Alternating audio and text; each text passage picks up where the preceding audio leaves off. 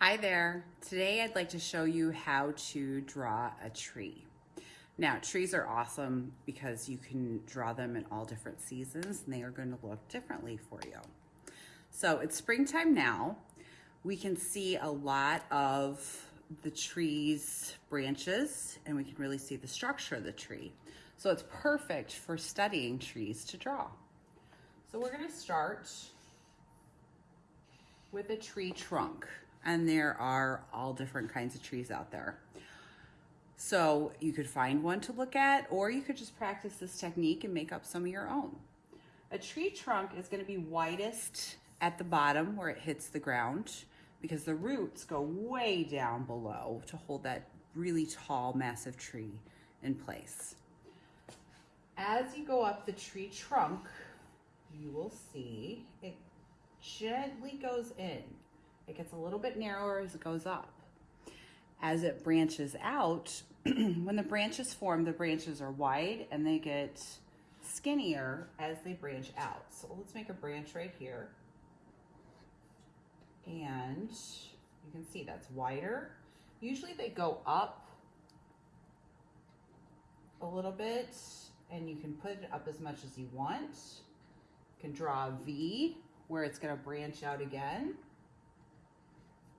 and go from fat to skinny once again. Now, trees are wonderful because they all have their own different shape and they really are interesting.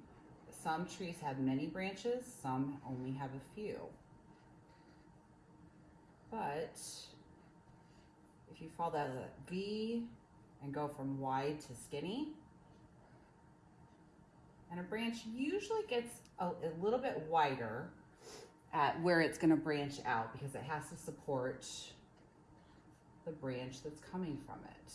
Now, as you get further and further, they might just look like lines and start to branch off like that.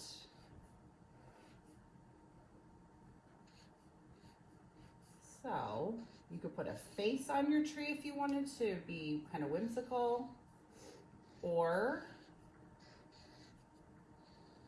especially since it is spring, you could draw little leaf buds or flowers.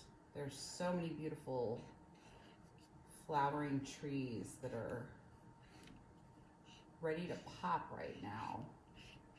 So you could just keep going and you could really have it fill up your whole space.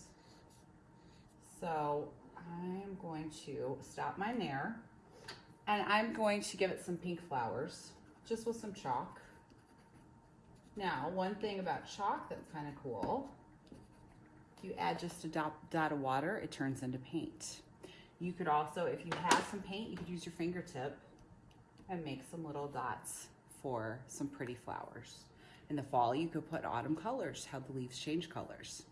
So don't forget, down here, you do want to show how the roots hit the ground, which is not going to be a straight line because it's in nature, but you are going to put a line probably where your earth and your sky meet, and if you wanted to, you could have some roots coming out, but that's a pretty basic tree. If you wanted to go back in, you could add some texture. You could use whatever you'd like to color. You can even make a little hole, have a little creature living inside of there.